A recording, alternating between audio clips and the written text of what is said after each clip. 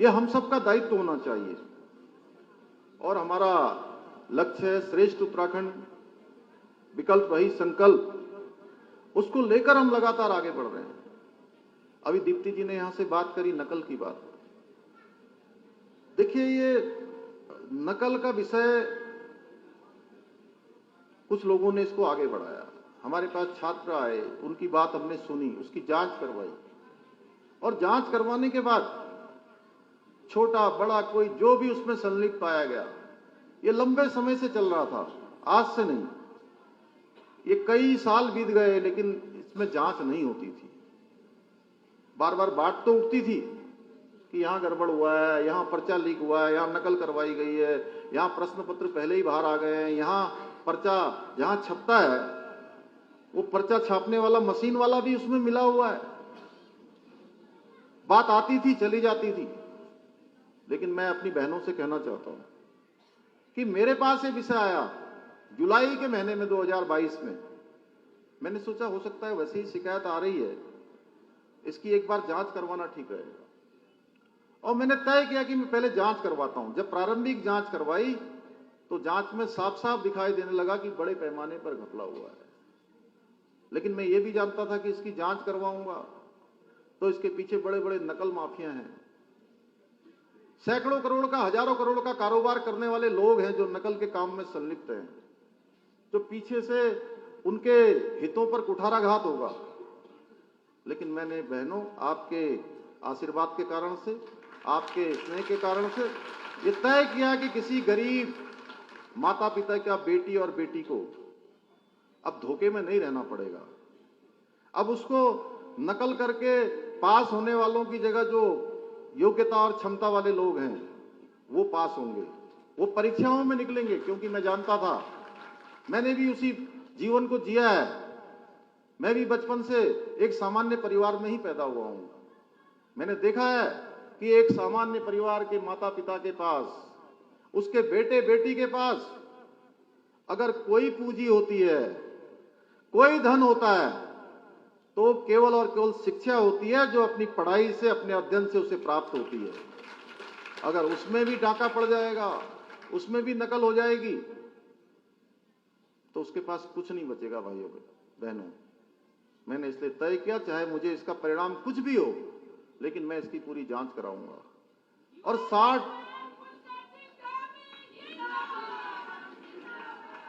60 लोग जो इस काम में अभी तक संलिप्त थे, अभी तक जेल की सलाखों के पीछे चले गए।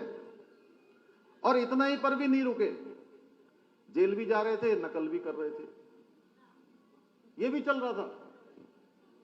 हम जेल भेजने की कार्रवाई भी कर रहे थे, लेकिन जितने भी जांच करवा रहे थे सब में कहीं ना कहीं फिर वही चीजें निकल रही थी। एक की तो हमने पटवारी वाली भर्ती, 8 जनवरी को पेपर हुआ, 11 तारीख को हमको पता लगा कि इसमें भी नकल हो गई है। अब वो कोई चतुर्वेदी वहां का सेक्शन अफसर पता नहीं कब से काम कर रहा था। हमने तो नियुक्त नहीं किया था, नियुक्त पहले से ही था। अब पता लगा कि उसने और उसकी पत्नी ने मिलकर सारे प्रश्न का जो बैंक होता है, भारती दीदी, वही सब लग चला दिया उसने। अब बाद में पता लगा, हमने कहा 3 ही दिन हुए हैं भाई, ठीक है, थोड़ी आलोचना हमको सहनी पड़ेगी, लोग कहेंगे कि हो गया लीक, लेकिन अब ये कैंसर है, इसको तो जड़ से मिटाना पड़ेगा। इसलिए 11 तारीख को हमने फिर फैसला किया कि इसकी परीक्षा को जो है रद्द कर दें। जेईई के एग्जाम थे, उसके बारे में पता लगा कि इसमें भी गड़बड़ हुई है, तो हमने कहा इसको भी रद्द करिए। और इसी बीच में हमने तय किया कि नकल का पूरे भारत का सबसे सख्त कानून हम लाएंगे। और हम सबसे सख्त कानून लेकर आ गए। अब इसमें भी कुछ लोगों को परेशानी है। अब हम कह रहे हैं भाई तुमको कोई परेशानी है, तुमने कहा कि उसको हटा दीजिए, उसको हटा दिया, तुमने कहा परीक्षाओं में गड़बड़ी है, लोगों को जेल भेज दिया, तुमने कहा कि जो है हाई कोर्ट के जज से इसकी जांच करवाई है। हमने जज को भी अनुरोध कर लिया कि हाई कोर्ट के जज से इसकी जांच करवा देते हैं। हम तो सब कुछ करने के लिए तैयार हैं। अब तुम नहीं मानोगे, अब कोई ऐसा कारण है, पता नहीं कौन सा कारण है, कि सब पूरे प्रदेश के अंदर 3 लाख बच्चे, 3 लाख बेटियां, 3 लाख बेटे 3 परीक्षाएं हुई हैं, 3 परीक्षाओं में 3 लाख बेटे और बेटियों ने भाग ले लिया है। मैं बधाई देना चाहता हूं उन बच्चों को जो अपने भविष्य को बनाने के लिए आगे आ रहे हैं और अब उनको सबको लग रहा है, एक विश्वास जगा है, एक उम्मीद जगी है। बताइए करना चाहिए था कि नहीं करना चाहिए था? मैं तो आप ही से पूछना चाहता हूं, दोनों हाथ उठा के बता दीजिए ये काम हमने अच्छा किया है कि नहीं किया है। अब जो नकल करेगा, हमने कहा पहली बार नकल करेगा वो 3 साल के लिए डीबार हो जाएगा, दूसरी बार नकल करेगा तो 10 साल तक परीक्षा में भाग लेने का अवसर नहीं मिलेगा, और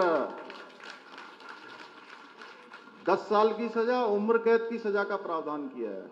और जितनी संपत्ति होगी, जितनी भी संपत्ति अर्जित की होगी नकल के काम से, वो सारी संपत्ति जब्त हो जाएगी।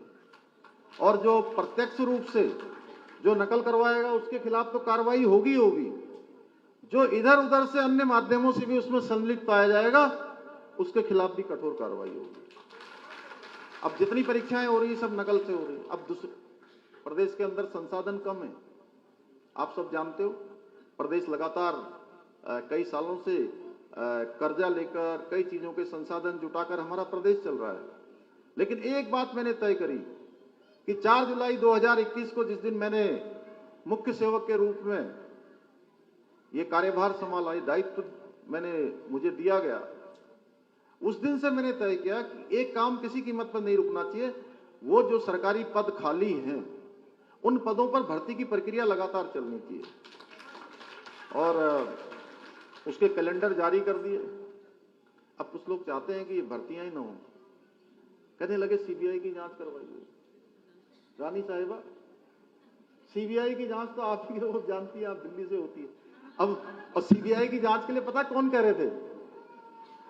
जो लोग थोड़े दिनों पहले कांग्रेस पार्टी के नेता राहुल गांधी के खिलाफ सीबीआई काम कर रही थी, नेशनल हेराल्ड जिसने जो है तमाम घपले घोटाले किए थे उनके खिलाफ सीबीआई जांच कर रही थी, तो देहरादून में भी, दिल्ली में भी और देश के हर कोने कोने में वो सीबीआई को पानी पी पी कर गाली दे रहे थे।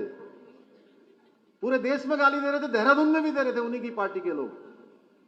और फिर यही देहरादून में बच्चों के बीच में कहने लगे कि इसकी सीबीआई जांच होनी चाहिए। अब जानते हैं सीबीआई की जांच की बात क्यों कर रहे थे? वो इसलिए कर रहे थे, उनको पता है कि अगर सीबीआई किसी चीज को लेती है तो फिर वो पूरी जांच करती है, और देश भर में सीबीआई के पास बहुत सारे काम हैं, तो वो जांच 1 साल 2 साल में खत्म नहीं होती है, वो चलती 5 साल 7 साल। जब तक जांच चलती तब तक एक भी भर्ती नहीं होती, सारी भर्ती परीक्षाएं रुक जाती। और भर्ती परीक्षाएं रुक जाती तो जो तैयार करने वाले हैं कुछ बच्चे ओवरेज हो जाते, जिनकी उम्र आज पूरी हो रही है। 5 साल बाद परीक्षा होगी, 2 साल बाद, 3 साल बाद परीक्षा होगी, तो वो तो उस परीक्षा में भाग ही नहीं ले पाएंगे। अब जब बच्चे इतने उस परीक्षाओं से बाहर हो जाते, उनको कोई परीक्षाएं सामने नहीं होती, तो क्या करते हो? मजबूर होकर आंदोलन करते, सड़कों पर आते। तो इनको वैसे तो बच्चे मिल नहीं रहे थे, वैसे तो कोई मिल नहीं रहा था, तो इन्होंने सोचा कि ये बच्चे ही मिल जाएंगे, इन्हीं को लेकर जो है हम लोग यहाँ धरना करेंगे, प्रदर्शन करेंगे, जुलूस निकालेंगे, सरकार के खिलाफ माहौल बनाएंगे। तो भाइयों बहनों, हमने तय किया कि हम किसी भी कीमत पर जो है अपने इन बच्चों के साथ किसी प्रकार का कोई भी खिलवाड़ नहीं होने देंगे, इनके भविष्य के साथ कोई छेड़छाड़ नहीं होने देंगे।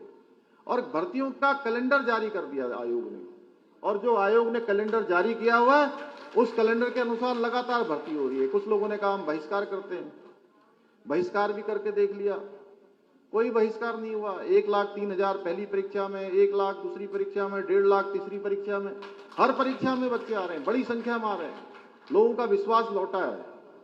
लेकिन फिर भी कुछ भ्रांतियां फैलाने का काम कर रहे हैं। तो दीप्ति जी ने बात करी यहां पर, इसलिए मैंने आपके बीच में कह दिया। आप सबका आज मातृशक्ति का मैं आह्वान करता हूं।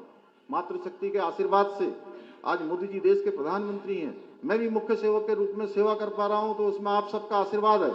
और ये निर्णय भी हमने हमारे सब बच्चों के लिए लिया है, हमने बेटियां और बेटियों के लिए लिया है, अपने भाई बहनों के लिए लिया है।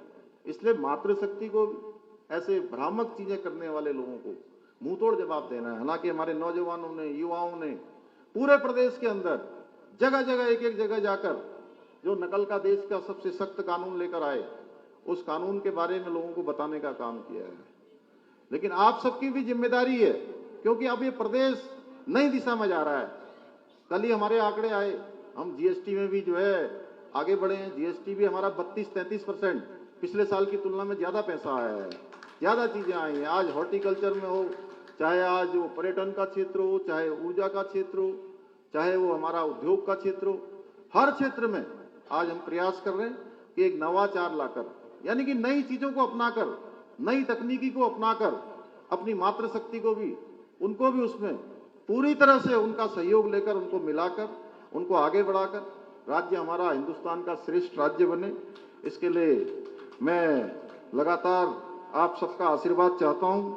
और जो हमारा सर्वश्रेष्ठ उत्तराखंड का निर्माण का जो 2025 है, 2025 तक हमने ये संकल्प लिया है कि 2025 तक सबके सहयोग से, सबके आशीर्वाद से हम हिंदुस्तान के श्रेष्ठ राज्यों में हमारी गिनती हो, यानी कि हिंदुस्तान के अग्रणी राज्यों में हमारी गिनती हो।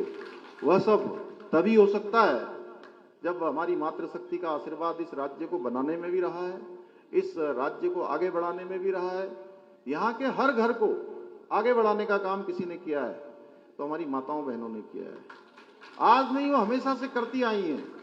तो इस काम को भी आगे बढ़ाने का काम आप सबके आशीर्वाद से होगा।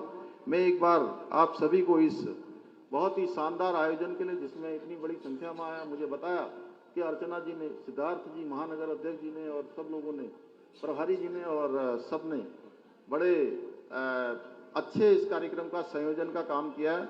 मैं आप सभी को इस आयोजन के लिए बधाई देता हूं।